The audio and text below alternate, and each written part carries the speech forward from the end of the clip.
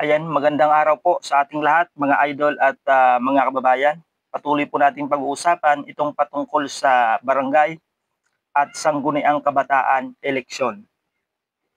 So, may nakita po tayong post ng Inquirer Net na yung nilalaman po ng article na ito ay hinihimok ni Attorney Romulo Macalintal na ibeto o i-reject ng Pangulo yung nasabing panukalang batas. At isinare din po ng Sa Barangay Tayo, yun pong news na itong si Manang Amy Marcos ay hinihimok din si Pangulong BBM na pirmahan, na pirmahan na yung nasabing panukalang batas. So magkaiba po yung kanila pong paghimok. Itong si Attorney Macalintal, hinihimok na ibeto ni Pangulong Marcos yung ratified bill. At itong si Senator Amy Marcos ay hinihimok yung Pangulo na pirmahan na yung nasabing enrolled bill o ratified bill. So magkaiba. Ito po yung nilalaman ng article ng Inquirer Net. Ito yung kanilang title.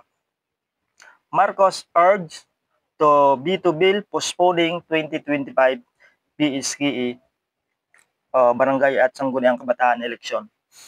Ito po, approving the proposed bill seeking to extend the terms of elected officials of barangay and sangguniang kabataan is abandoning the Filipinos' right to suffrage, an election lawyer said on Sunday, nung nakaraang linggo po.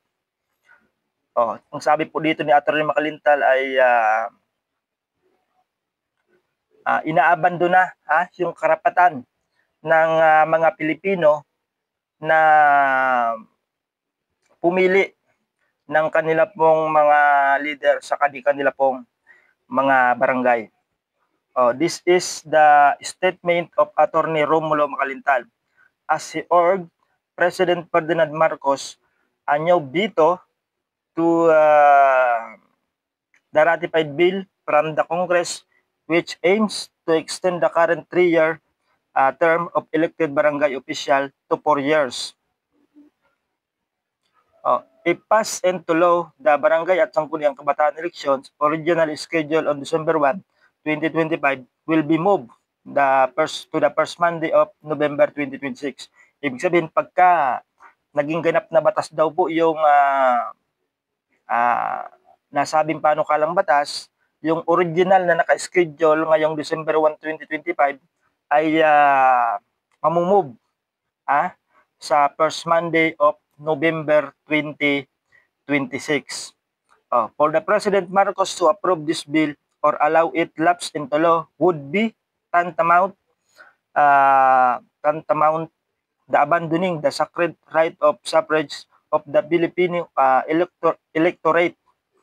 Filipinos justly deserve to elect their leaders and should not be led by individuals without the people's mandate.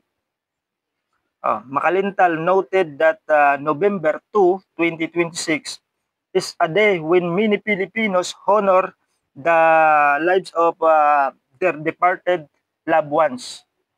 Ibig sabihin, yung November 2 daw ay ito po yung araw kung saan inaalala ng ating pong mga kababayan yung tinatawag po na araw ng mga patay o araw ng mga yumao. Akalain nyo, eleksyon sa araw ng mga patay, mga idol at mga kababayan.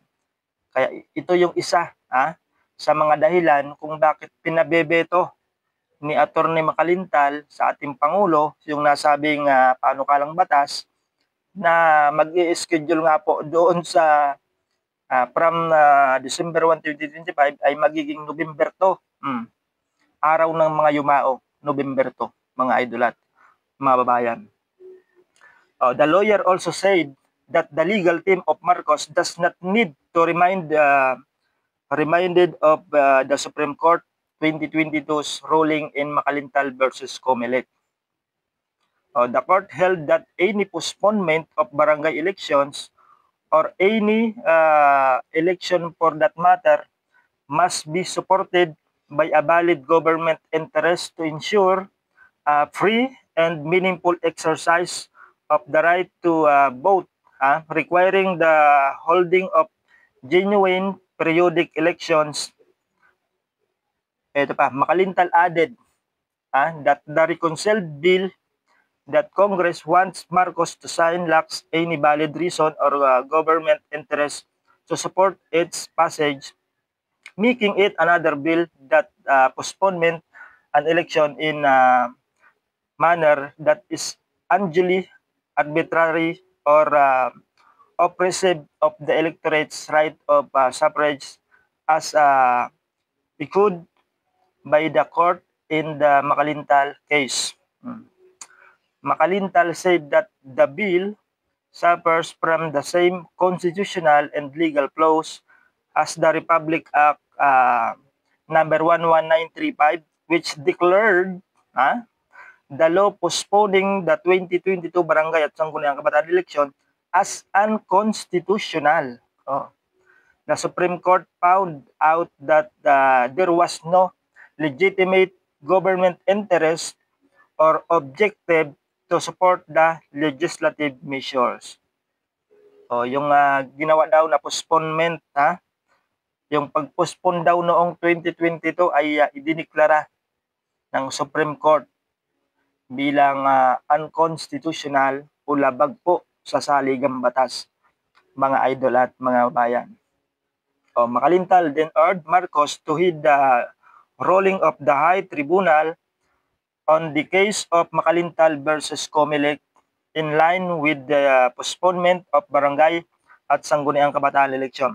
The court warned that election postponement could foster a government that is not democratic and republican as mandated by the Constitution. RA 11935, which the President previously signed, was declared unconstitutional or unreasonable and arbitrarily infringing on the people's right of suffrage. Yun daw nga pong RA 11935 na kung saan ay talagang pinirmahan ng ating Pangulo ay idineklara na labag po sa saligang batas, mga idol at mga kababayan. Kaya hinihimok po ni Atty. Makalintal itong ating Pangulo na ibeto na, i-reject yung nasabing panukalang batas sapagkat yun po ay ang layunin po noon ay hindi lang po i-extend yung termino ng mga incumbent barangay officials, kundi pati na rin i-postpone yung nakatakda ng yung itinakda talaga ng Supreme Court na December 1, 2025 election. Kaya hinihimok po ni Atty. Makalintal na ibeto na yon ng ating Pangulo. So ngayon itong si Manang Amy Marcos, hinihimok din yung ating Pangulo na pirmahan o magkasalungat yung kanilang paghimok. Ito po, post ng Sa Barangay Tayo. Senator Amy Marcos, ipipilit na pirmahan ni Pangulong Bongbong Marcos ang term-setting bill. Sa report po ng ABS-CBN. Sa pag-aakala ko, hindi karaniwan ang ganitong katagal. Wala ring sapat na paliwanag kung bakit natagalan ng husto. Sa totoo lang, matagal nang tapos ang trabaho sa Senado, sabi ni Senator Amy Marcos. 6 na buwan na silang nakaabang. Karapatan nilang malaman kung hanggang kailan sila sa pwesto. Ang tagal-tagal na, oras na para tuparin ang batas. Dagdag pa ni Senator Amy Marcos. Pumirma man o hindi, basta maging batas na, let's get it done. Para klaro na ang lahat. Dagdag pa niya. So, sino kaya mga idol? Yung pakikinggan ng ating Pangulo sapagkat magkaiba yung kanilang paghimok. Itong si Atty. Makalintal ay gusto ay ibeto yung panukalang batas. Itong si Manang Amy Marcos naman ay ang gusto pirmahan na ng ating Pangulo at maging ganap na batas na. Oh. Sino kaya mga idol yung pakikinggan ng ating pong Pangulo? Itong si Manang Amy Atty. Makalintal o si Manang Amy Marcos? Siguro naman madadala na itong ating Pangulo. Kasi yung pinirmahan niya na postponement noon ay idiniklara ng Supreme Court, idiniklara ng kataas-taasang hukom na yun ay labag sa saligang batas. Kaya palagay ko hindi napapayag yung ating Pangulo na maulit yung kaniya pong pagkakamali. Pero abangan po natin sa mga susunod na araw kung sino talaga yung pakikinggan ng ating Pangulo. Pero may tama naman yung sinabi ni Senator Amy Marcos na ang tagal-tagal na oras na para tuparin ang batas at karapatan nilang malaman kung hanggang kailan sila sa pwesto. Totoo naman talaga, dapat talaga magdesisyon na yung ating Pangulo para magkaalaman na, hindi na ma-stress. Lalong-lalo na yung mga incumbent barangay official. Yung ibang lang naman na-stress na kung ano ba talaga, kung may extend yung kanilang termino, kung hanggang kailan sila sa kanilang pwesto, magdesisyon na yung ating Pangulo, mga idol. Ayan, so hanggang dito muna mga idol at mga bayan yung ating pong update at abangan po natin kung sino ba yung pakinggan ng ating Pangulo. Si Atty. Makalintal o itong si Senator Amy Marcos. So ayan, maraming salamat po sa inyong panonood at ingat po tayong lahat, mga idol at mga babayan.